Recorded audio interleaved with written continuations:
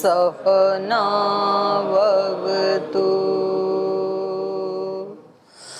सहनौ भुनक्तु सह वीर्यं करवावहै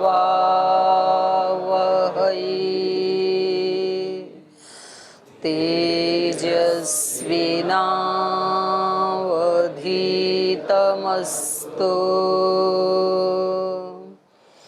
मा विद्विषावहै।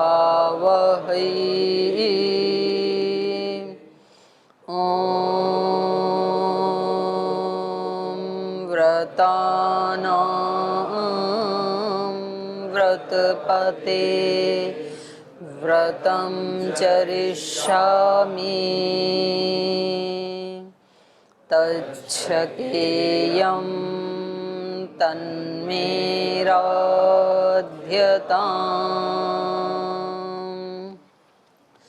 इदमहमनृतात् सत्यमुपैमि ॐ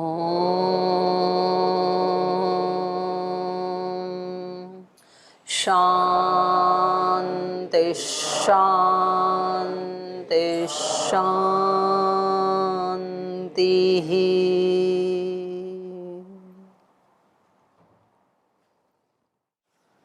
वाल्मीकि रामायण के अयोध्या कांड का 63वां सर्ग आज हम पढ़ेंगे और 62 नंबर सर्ग में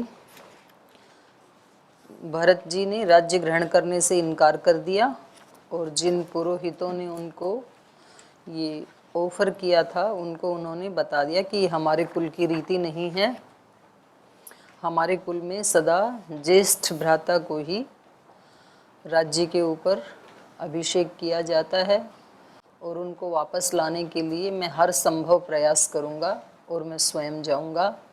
और ऐसा कह करके वो सेनाओं को आदेशित करने के लिए महात्मा सुमंत्र जी को बोलते हैं कि आप पूरे नगर में ये सूचना प्रसारित कर दीजिए। और सुमंत्र जी इसको सुन करके ऐसे लगता है जैसे उनको कोई इष्ट अभीष्ट फल मिल गया हो, तो वो बड़े खुश होते हैं और पूरे नगर में वो इस बात का आदेशित कर देते हैं, आदेश दे देते हैं, सबको बता देते हैं पूरे नगर में। तो ये हमने पढ़ा था। तो यहाँ इस सर्ग से हमें ये सीखने को मिलता है कि जहाँ अपना हक नहीं होता है वो वस्तु या ऐश्वर्य यदि ये न केन प्रकारेण अपने पास आता है तो हमें उसको नहीं स्वीकार करना चाहिए। जिसके ऊपर हमारा हक नहीं है वो यदि फ्री में भी मिल रहा हो, यदि वो कोई हमें आग्रह करके भी दे रहा हो तो भी हमें स्वीकार नहीं करना चाहिए, क्योंकि हमारा हक ही नहीं है, उसके ऊपर हमारा अधिकार ही नहीं है, तो हम उसको क्यों ग्रहण करें। और दूसरी बात ये निकल करके आ रही है कि जब भगवान कोई एक वस्तु और वो भी कोई बड़ी वस्तु हमारे से छीनते हैं तो निश्चित रूप से भगवान कोई उस वस्तु से भी बड़ी वस्तु हमें देना चाहते हैं। ये हमें विश्वास होना चाहिए यदि हम भगवान के भक्त हैं तो। इतना बड़ा चक्रवर्ती साम्राज्य जो श्री राम को मिलने वाला था और श्री राम सर्वथा उसके योग्य हैं, लेकिन फिर भी कुछ ऐसा घटनाक्रम होता है कि इतना बड़ा साम्राज्य आते आते रातों रात हाथ से निकल जाता है। तो इसका मतलब है कि भगवान एक राजा को जो पद प्रतिष्ठा यश गौरव सम्मान मिलना चाहिए उससे कहीं ज़्यादा यश गौरव सम्मान श्री राम को देना चाहते हैं। तो इसलिए भगवान जी कहते हैं कि नहीं, तुम इसको ग्रहण मत करो, मैं तुम्हें इससे बड़े वाला देने वाला हूँ, तो इसको रहने दो तुम। तो जो जिसको भगवान के ऊपर विश्वास है तो वो तो हर हाल में फिर अपने चित्त को शांत रख पाएगा। वे या तो मेरा इसके ऊपर अधिकार नहीं था, हक नहीं था, भगवान की दृष्टि में मैं इसको डिजर्व नहीं करता हूँ, तो जो अपना है नहीं उसकी इच्छा क्यों करें। और यदि मैं इसके योग्य था और फिर भी भगवान जी मेरे को इससे वंचित कर रहे हैं, तो निश्चित रूप से इससे भी बड़ी कोई वस्तु देने वाले हैं। ऐसे व्यक्ति को हर हाल में अपने आप को ठीक रखा जा सकता है। तो भगवान यदि, श्री राम यदि राजा बनते तो बहुत सारे राजा हुए, ऐसे ही वो भी राजा बन के उस सुख भोग को भोग करके वो भी चले जाते। तो जैसे श्री राम, इनकी जो वंशावली है उसमें 65वें राजा हैं, इनके पिता 64वें राजा हैं दशरथ, और ये 65वें हैं। तो जैसे बाकी 64 में से 3-4 का नाम याद है हमें, रघु, दिलीप, दशरथ, हैं, अजय, सगर, इक्ष्वाकु, जिससे वंश शुरू हुआ। तो मतलब 64 में से मुश्किल से 10-15 नाम लगा लो आप, जिन्होंने कुछ विशेष काम किया। बाकी का तो पता ही नहीं है हमें। हरिश्चंद्र भी इसी वंशावली में हुए हैं, सत्यवादी हरिश्चंद्र। तो जो भी हैं, अगर ये इतना बड़ा कोई यश का, सुयश का, सेवा का, गौरव का कर्म नहीं करते, तो फिर राजा तो बहुत सारे हुए हैं। तो वो अपने कुछ सीमित समय के लिए शरीर इंद्रियों को सुख देने वाले संसाधनों का उपभोग करके चले जाते हैं। तो तात्कालिक यश, गौरव या सुख साधनों के लिए, और यदि वो बिना हक के मिल रहा है, तो बिल्कुल स्वीकार नहीं करना चाहिए। ये हमें रामायण बताती है। और कोई ऐसा बहुत बड़ी वस्तु भी हमें मिल रही है और दूसरी तरफ किसी दूसरों को कष्ट हो रहा है बहुत ज़्यादा, तो उसमें भी विचार करना चाहिए। और तीसरा ये है कि यदि कोई वस्तु हमारे से छीनी जा रही है बिना किसी अपराध के, हमारा कोई दोष नहीं था, दोष किया हो तब तो छीनना ही चाहिए, वो तो न्याय ही है। पर हमने कोई भी दोष नहीं किया और फिर भी छीना जा रहा है, तो फिर ये विश्वास होना चाहिए कि भगवान कुछ इससे बड़ा देना चाहते हैं। तो ये हमने इस सर्ग में पढ़ा। तो कुछ पूछना है पीछे से, किसी का कोई प्रश्न है? जी। पूजा दीदी के चरणों में प्रणाम। दीदी जी, कल परसों शायद कार्यक्रम रहा होगा छत्तीसगढ़ में, तो उसमें त्याग के विषय में आप बता रहे थे कि रामायण में त्याग को लेकर हर होड़ लगी है कि राम जी कहते हैं कि मैं अपने पिता की आज्ञा को पूरा करने के लिए वन में जाऊंगा। उधर माता कौशल्या जी भी अपना, इसका मतलब आप मेरी अनुपस्थिति में भी प्रोग्राम सुनते हैं। ठीक, अच्छा। तो माता कौशल्या जी, भरत जी, सभी मतलब अपने अपने त्याग करने के लिए होड़ लगी रहती है। तो वर्तमान में जैसे समाज में हम देखते हैं कि पाने की होड़ लगी रहती है, तो उस त्याग को जैसे हम व्यवहार में दिन भर जैसे जीते हैं, तो उस त्याग का जो स्वरूप है व्यवहार में हम उसको कैसे घटाएं और कैसे जी? व्यवहार में जैसे आप नाश्ता करने के लिए जाते हैं और वहाँ पर लाइन लगती है कि कौन आगे जाए, जिस दिन अच्छी चीज़ बनी हो, और इस लाइन वाले को लगता है कि आगे वाले कहीं ज़्यादा ना डाल लें और मैं जाऊँ तब तक सारा ख़त्म ही हो जाए। तो जो आपसे छोटे हैं उनको आप आगे कर दो, तो ठीक है भाई आप खा लो, आपने खाया तो मानो मैंने ही खा लिया। और ये भाव भी होना चाहिए, जैसे माँ के अंदर होता है ये भाव। अगर थोड़ी सब्जी रोटी बनी है और बच्चे ही उसको खा लेंगे, इतना ही है वो, तो वो कहती नहीं मेरे को तो आज खाना ही नहीं है, मेरा आज उपवास है। मतलब उसको ये लगता है कि बच्चों ने यदि पेट भर के खा लिया तो उसी से मैं तो तृप्त हो जाऊंगी। तो ऐसे हमने देखा भी, अपने घरों में भी देखा और भी कुछ माताओं को देखा कि जब सब ने खाना खा लिया तो वो अंदर जा कर के जिस बटलोई में खाना बना था उसी में थोड़ा पानी डाल के उसको घोल के वही पानी पी के सो जाती हैं। तो ये ऐसा भाव भी होना चाहिए। जैसे मैंने आज के इसकी शुरुआत की कि जब भगवान कोई छोटी चीज़ लेते हैं तो बड़ी देना चाहते हैं। आप एक परिवार में रहते थे, उसमें 4-5 सदस्य थे और उसमें आपकी ये भावना रहती थी कि भाई यदि बड़ा भाई है उसने खा लिया तो उसको खा लेने दो, मुझे ना भी मिले तो भी तृप्ति होती है। या छोटी बड़ी बहन है उसने खा लिया तो व्यक्ति को तृप्ति होती है कि कोई बात नहीं, इसने खा लिया। जैसे वहां दे करके सुखी होते हैं, वो फिर छूट गया, तो यहाँ आकर के लगता है कि कितना अच्छा परिवार था, सब ध्यान रखते थे एक दूसरे का, माता पिता थे। लेकिन यहाँ जैसे ही आप आंख खोल के देखेंगे तो उस छोटे से बड़ा परिवार मिल गया आपको। कितना बड़ा परिवार है। और हो सकता है कि वहाँ सारे योग को पसंद करने वाले नहीं थे, ये तो सारा योगियों का ही परिवार मिल गया। तो ये भगवान की कितनी महती कृपा है, इतने भाई मिले, इतनी बहनें मिली, और माता पिता की जगह श्रद्धेय स्वामी जी महाराज मिले, पूज्याचार्य जी मिले, जो एक ही साथ माता पिता गुरु सबका दायित्व निभाते हैं।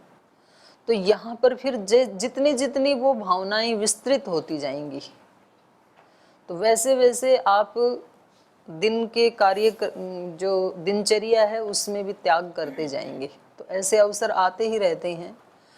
कोई अच्छी चीज़ बांटी जाती है तो आपको लगता है दूसरे को कम मिली, उसको दे दो। तो अब वो चीज़ सामने हो तो फिर और ज़्यादा उसको समझाया जा सकता है। जैसे और कहाँ त्याग कर सकते हैं भाई, आप ही लोग बताओ। दिन भर में थोड़ा आप भी तो सोचो, सारा मेरा ही दिमाग क्यों खाली हो, आप वाला भी तो खाली हो थोड़ा बहुत। हाँ जी, कहाँ त्याग हो सकता है माताओ? हाँ, जैसे कोई बहन याद नहीं कर पा रही किसी चीज़ को, तो वो समय हमारा 5, 10, 15 मिनट आराम करने का है, तो हमने बुलाया उसको और साथ में उसके साथ मिलके याद करवा दिया, तो हमारा वो आराम करने का समय चला गया, लेकिन उसको याद हो गया। ये आराम करने का समय तो था ही नहीं, ये कहाँ से आ गया दिनचर्या में? जैसे 5-7 मिनट वो कह रही हैं हमारा आराम करने का टाइम था और किसी को याद नहीं हो रहा था, तो हमने अपने आराम का त्याग किया और उसको याद करवा दिया। तो यदि आपका आराम का टाइम था तब तो ठीक है, त्याग है, और टाइम तो था ही नहीं, तो उस बहन का उपकार है आपके ऊपर कि उन्होंने आपको प्रमाद से बचा लिया। क्योंकि गुरुकुल में तो आते बताया जाता है दिवा माँ स्वापसी, तो आराम कहाँ, सन्यासी के लिए कहाँ आराम। वैसे ही बोलो जी, वैसे ही बता दो। हाँ बोलो। माता जी के चरणों में प्रणाम। माता जी, ये जो जैसे त्याग की बात हो रही, तो हम अपने अनावश्यक विचारों का त्याग कर सकते हैं? अरे यहाँ बात हो रही है दूसरे का हित के लिए त्याग कैसे करें, जिसमें दूसरे का हित हो। दिन भर जो आप जीते हो उसमें आप कहाँ कहाँ त्याग कर सकते हैं। जैसे यहाँ श्री राम के परिवार में एक प्रतिस्पर्धा चल रही है कि भाई कौन ज़्यादा दूसरे के सुख के लिए त्यागी बने। तो हम ऐसा क्या क्या करें जो दिन में दूसरे को सुख मिले और हम त्याग करें उसका, तो वो क्या क्या करें? दीदी, जैसे हम पढ़ाने का कार्य करते हैं तो उसमें अब हमारा भी पढ़ना होता है। अगर हम पढ़ेंगे, अच्छे अंक आएंगे तो उसमें हमारा मतलब कहा जाएगा कि इन्होंने अच्छे नंबर लाए। और एक कार्य हमारा पढ़ाने का भी है, तो एक ही समय है हमारे पास, उसी में हमें अच्छे से पढ़ाना भी है, पढ़ना भी है। तो उस समय हम अपनी योग्यता तो बनाएं, लेकिन नंबर वाले उसको ना देख करके जो पढ़ाने का कार्य है उसको अच्छे से तैयारी करके जाएं, दूसरों को अच्छे से पढ़ाने में अपना समय लगाएं। तो ये त्याग हो सकता है हमारे समय। ठीक है, और क्या त्याग कर सकते हो? पर पहले तो ढूंढना ही पड़ेगा विचार करके, तब तो कर पाएंगे। हाँ जी, और क्या त्याग कर सकते माता जी? आपको ही पूछ रही हूँ, छोटी वाली, क्योंकि ये तो व्यावहारिक प्रश्न है ना, इनके ऊपर जितना चिंतन होगा तो उतना तो जीवन में उतरेगा। फिर क्या त्याग कर सकते हैं दूसरे के लिए? कभी दीदी जैसे त्रुटियां हो जाती हैं हमसे या दूसरे से? दूसरे से भी, हमसे भी। तो हाँ। वहाँ हमसे जो बड़े हैं तो वो हमको मतलब 1-2 बार समझा दे, फिर उसको ना देखे, थोड़ा उसको त्याग कह सकते हैं। मतलब उसको 1-2 ना बार देखें? समझाने के बाद फिर उसको एक ना कहें, बार बार टोकने से हाँ, तो टोकना छोड़ के, कुछ मतलब हो जाती है गलती, उसको छोड़ के फिर आगे बढ़े। तो ये हमने त्याग कर दिया उसके लिए। मतलब बार बार कहना ना पड़े, कहना नहीं चाहिए, तो बार बार नहीं, फिर आप नहीं कह रहे दूसरे को, या दूसरे आपको नहीं कह रही? आप मतलब हम भी ना कहें। आप बड़े वाले पद पे हो कि छोटे वाले पे, ये बताओ पहले अभी इस प्रसंग में जो आप बताना चाह रहे हैं। मतलब छोटों के लिए कह रही हूँ वैसे। आप कि बड़े पद कभी- पे हैं, दूसरे छोटे हैं, ठीक है। तो ऐसे कभी परिस्थिति आती है कि कोई किसी की बार बार त्रुटि दिखती है तो उसको हम बार बार ना कह के एक बार अच्छे से समझा दें, तो फिर तो त्याग क्या हुआ इसमें, इसको और थोड़ा मतलब वो स्पष्ट करो। ऐसे है कि हमने आपके दोष छुड़ाने का त्याग कर दिया, ऐसा? छुड़वाने का नहीं, फिर जैसे एक बार कह दिया, बार बार कहने से भी अगला व्यक्ति परेशान हो सकता है, तो उस समय उसको ना कह के त्याग क्या हुआ इसमें, इसमें थोड़ा और इसको स्पष्ट करो कि आपने किस चीज का त्याग किया। उस समय उसको मतलब डांटा नहीं या जोर से नहीं बोला। तो ये मेरे को कम स्पष्ट हुआ अभी, और थोड़ा मतलब इस पे मुझे चिंतन करना पड़ेगा। बात त्याग की चल रही है, ये तो एक व्यवहार का हो गया, ये पक्ष तो समझ में आता है कि भाई एक बार बता दिया उसको, और मुझे ऐसे लगता है कि आवश्यकता है तो 10 बार बताना पड़े तो 10 बार भी बता सकते हैं, उसमें कोई दोष नहीं है। एक व्यक्ति को एक बार का बताया हुआ यदि स्मरण नहीं रहता है तो जैसे छोटे बच्चे को कितनी बार बताना पड़ता है, ऐसे थोड़ी है कि आपने एक दिन बता दिया कि ये अग्नि है, इसकी तरफ नहीं जाना, बच्चा तो बार बार जाएगा, तो बार बार भी उसको बताया जा सकता है। बस भाव आपका उसको तंग करने का नहीं होना चाहिए, और दूसरे व्यक्ति का भाव तंग होने का नहीं होना चाहिए कि भाई ये, उसको भी ये होना चाहिए कि हाँ इन्होंने समझाया था और फिर ये मेरे से फिर दोबारा त्रुटि हो गई, तो चलो इनका आभार जो फिर दोबारा बता दिया। तो ये तो बात है व्यवहार की, और अभी जो प्रसंग चल रहा है वो है त्याग का, कि भाई हम त्याग की प्रतिस्पर्धा करें तो हम कहाँ कहाँ त्याग कर सकते हैं। जी बोलिए। गुरुकुल में भाइयों के कई बार चप्पल खो जाते हैं तो अपनी चप्पल कभी कभी उनको दे करके भी त्याग कर सकते हैं। ये तो ठीक है दूसरे की चप्पल खो गई या टूट गई तो अपनी उसको दे दी, बड़े अच्छी बात है व्यवहारिक बात। दे दो, इधर दे दो। हाँ आप बोलो, आपके पास ये माइक, बोलिए। जैसे हम योग भवन जा रहे बाइक में, हम 4 लोग हैं, फिर एक रास्ते में हमें और मिल गया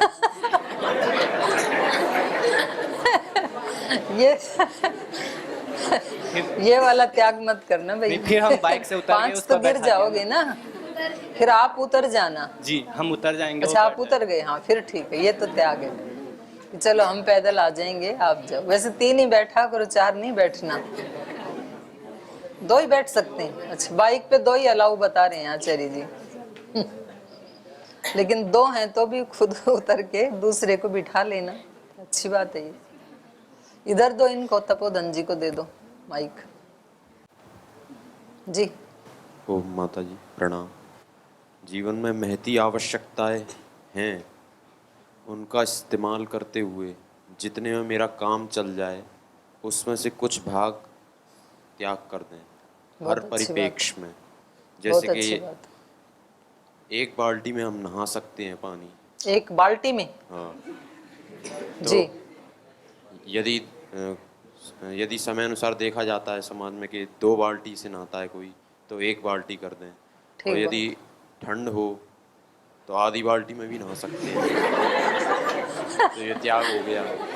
नहीं फिर तो आप ठंड के कारण आधी बाल्टी से नहा रहे हो, कुछ समस्या है त्याग तो, नहीं होगा। कुछ समस्या है तो पानी का, पहले वाली जो आपकी बात वो तो त्याग है। यदि समस्या है भाई उस एक जगह बाल्टी में नहा सकते हैं तो 2 क्यों बिखेरें। तो आप इसको ऐसे बोलो, ठंडी में गीजर में 1 ही बाल्टी गर्म पानी की है तो हम आधी से ही काम चला लें, आधी दूसरे के लिए छोड़ दें, ये त्याग है ये। और धन जितनी आवश्यकता है उतना कमा करके और उसमें से कुछ भाग दान देकर, ये त्याग हो गया। हाँ ये फिर गृहस्थियों के हिस्से में आ जाएगा, जैसे ये तो ब्रह्मचारियों के नहीं आएगा। जितनी आवश्यकता है कमाएं तो खूब, पर जितनी नितांत आवश्यकता है उतना रख करके बाकी का दान कर दें। जैसे श्री अरविंद उस समय में बड़ौदरा में वो किसी कॉलेज में प्रोफेसर थे, तो पता नहीं उनको 36 या 35 रुपए मिलते थे, तो 2-3 रुपए रख करके बाकी पूरा दान कर दिया करते थे। तो उनकी पत्नी बड़ी परेशान थी, मृणालिनी देवी, कि मैं इतने एक प्रोफेसर की बीवी हूँ, मुझे भी अच्छे कपड़े चाहिए, गहने चाहिए। तो वो कहते थे कि नहीं मुझे आप इन सब के बिना बहुत अच्छी लगती है, इसकी कोई आवश्यकता नहीं है।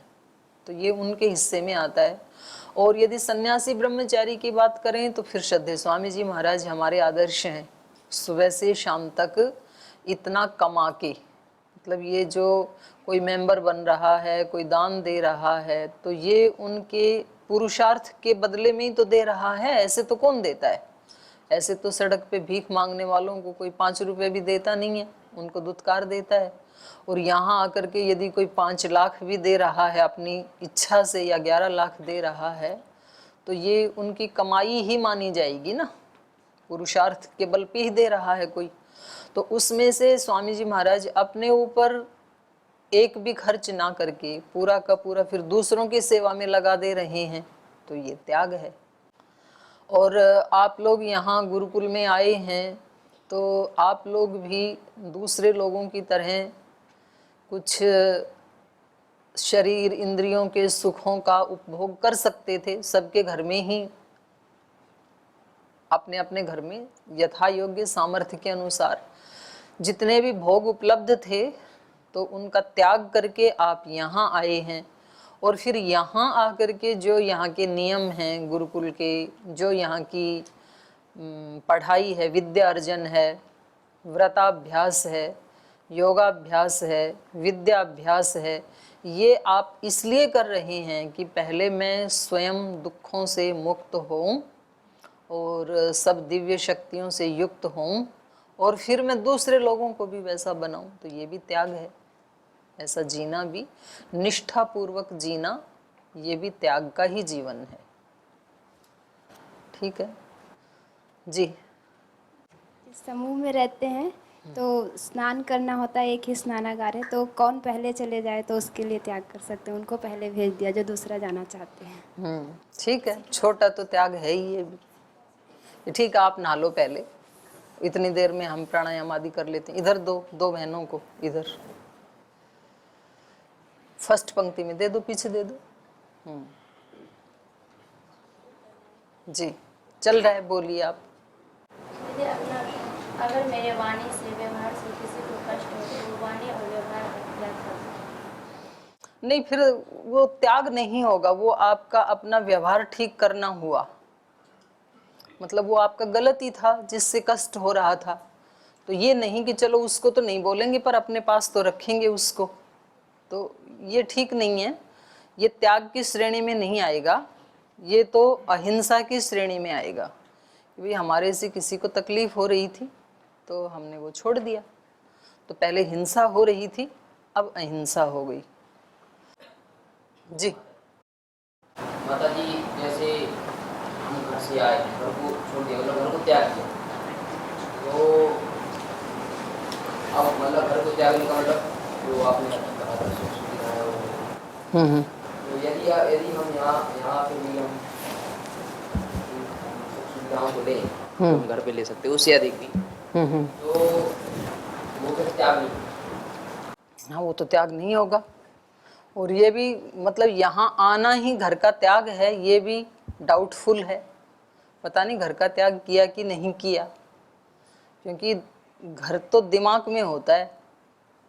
यदि दिमाग में घर चल ही रहा है और बार बार यदि ये विचार आ रहा है कि देखो मैंने घर का त्याग कर दिया, तो भी आपने घर का त्याग किया नहीं है, क्योंकि घर ही बसा हुआ है ना, बार बार विचारों में आ रहा है यदि, तो गहरी है ये बात थोड़ी सी। तो ये खुद व्यक्ति ही विश्लेषण कर सकता है, दूसरा उसके बारे में नहीं बता सकता। मैं घर से आ गई तो मैंने घर का त्याग किया या अभी नहीं किया है, ये मैं ही जान सकती हूँ, आप नहीं जान सकते हैं। जो भी व्यक्ति घर से आ गया तो उसने त्याग किया या नहीं किया। और दूसरी बात ये है कि कुछ कुछ तो ऐसे भी परिवार हैं जिनके उस घर में ऐसी सुविधाएं नहीं थी जैसी यहाँ हैं, तो सुख सुविधाओं का त्याग नहीं किया और ज़्यादा अच्छी मिल गई। सब एक जैसे परिवार से नहीं आ रखे हैं ना, तो कुछ तो ऐसे भी भाई बहन थे कि उनके भगवान मतलब ऐसे घर में वो पैदा हुए कि जिस घर में छत भी नहीं थी, बारिश काल में छत में से पानी आता था, तो यहाँ कम से कम ऐसी छत के नीचे सो रहे हैं जिसमें पानी नहीं आता है। है ना। तो ये सबका एक जैसा नहीं है फिर। और यहाँ जो प्रसंग चल रहा है वो ये चल रहा है कि अभी हमें त्याग करना है, त्याग की प्रतिस्पर्धा होनी चाहिए, भोग की नहीं होनी चाहिए, मूल बात ये थी। तो ये फिर हमें अपने इस कैंपस में रह के जो जीवन जी रहे हैं, इस गुरुकुल में रह के जो जीवन जी रहे हैं, इसमें क्या त्याग कर सकते हैं हम सन्यासी ब्रह्मचारी। तो यहाँ आप अलग तरह का त्याग कर सकते हैं एक दूसरे के लिए, और घर परिवार में दूसरी तरह का त्याग कर सकते हैं लोग एक दूसरे के लिए। लेकिन ये बिल्कुल निश्चित बात है कि सुख त्याग से ही मिलता है। शेनवत सुखी त्याग वियोगाभ्याम, सांख्य दर्शन के 4थे अध्याय का सूत्र है। शेन पक्षी बाज होता है ना, तो जब वो किसी पक्षी को अपने पंजे में दबा करके उड़ रहा है तो बाकी के पक्षी उसके ऊपर प्रहार करते हैं अपने मुख से, अपनी चोंच से, और उसको लहू लुहान कर देते हैं, क्योंकि वो कहते हैं कि इसके ऊपर हमारा हक था जिसको आप पंजे में दबा के जा रहे हो। और फिर भी वो उसको छोड़ता नहीं है और लहू लुहान होता रहता है, और अंत में जब बहुत ही ज़्यादा परेशान हो जाता है तो उसको छोड़ देता है। छोड़ते ही पक्षी उसके ऊपर प्रहार करना छोड़ देते हैं। तो हम जबरदस्ती चीज़ों को जितना पकड़ना चाहते हैं उतने हमारे ऊपर प्रहार होते हैं। हम किसी वस्तु को पकड़ना चाहते हैं, किसी व्यक्ति को पकड़ना चाहते हैं, किसी स्थान को पकड़ना चाहते हैं, इस कमरे को तो मैं चेंज नहीं करूँगा या नहीं करूँगी, किसी दूसरे को कर दो इधर उधर, मैं इस कमरे को, तो दूसरे लोग और ज़्यादा प्रहार करेंगे आपके ऊपर। बोले भाई क्यों नहीं कर सकते, कोई रजिस्ट्री हो रखी है आपकी, जब आचार्य कह रहे हैं इधर नहीं इधर रहना है तो रह जाओ, तो चारों तरफ से प्रहार होगा। फिर वो कहता है कि ठीक है जहाँ कहो वहीं रह जाऊंगा, तो प्रहार खत्म। तो ऐसे ही हम व्यक्तियों को पकड़ लेते हैं, पति पत्नी को पकड़ लेता है, पत्नी पति को पकड़ लेती है कि मेरे अलावा आपने किसी से बात कैसे की। तो कहते हैं ये मेरे माता पिता हैं, भाई बहन हैं, आप पत्नी हैं, आपकी जगह आपसे भी बातचीत करेंगे, इनका भी तो हक है। तो फिर प्रहार होने लगते हैं, पत्नी प्रहार करती है, उसकी माँ प्रहार करती है, उसका पिता करता है, भाई बहन करते हैं, पूरी एक श्रृंखला टूट पड़ती है उसके ऊपर। फिर उसने कहा कि ठीक है, तो फिर हम वहाँ शहर में जाके बस जाते हैं, तो फिर प्रहार बंद हो जाते हैं। तो ये यद्यपि उचित नहीं है, क्योंकि पकड़ने वाले को आप यहाँ से माँ बाप से तो उसको वंचित कर दिया, लेकिन ये व्यक्ति आपका नहीं है, ये भगवान का है ये व्यक्ति। तो वहाँ पर भी फिर ये एक जो परिग्रह वाली बात है, आप कहाँ तक पकड़ेंगे इसको। वहाँ भी वो ऑफिस में जाएगा, किसी से भी बात भी करेगा, किसी पड़ोसी से भी मिलेगा, फिर वही चक्कर, फिर वही दुख, फिर वही कष्ट। तो वहाँ से फिर और कहीं जाओ और कहीं जाओ, फिर अंत में वो कहता है मैं तेरा ही त्याग कर देता हूँ, सुखी रहूं। तो हम किसी व्यक्ति को पकड़ लेते हैं, किसी वस्तु को पकड़ लेते हैं कि चाहे मेरा सब कुछ चला जाए पर ये वस्तु मैं नहीं दे सकता हूँ या नहीं दे सकती हूँ। तो ये भाव हमारे को दुख के सिवाय और कुछ देने वाला है नहीं, बदले में दुख आने ही वाला है। क्योंकि यहाँ जितने भी व्यक्ति हैं, जितनी भी वस्तुएं हैं, वो सब भगवान की हैं, हमारी नहीं है। ईशावास्यम इदम सर्वम। वो कब मिलेंगी कब जाएंगी वो भगवान के ऊपर ही छोड़ दो, आप उसको पकड़ने की कोशिश मत करो।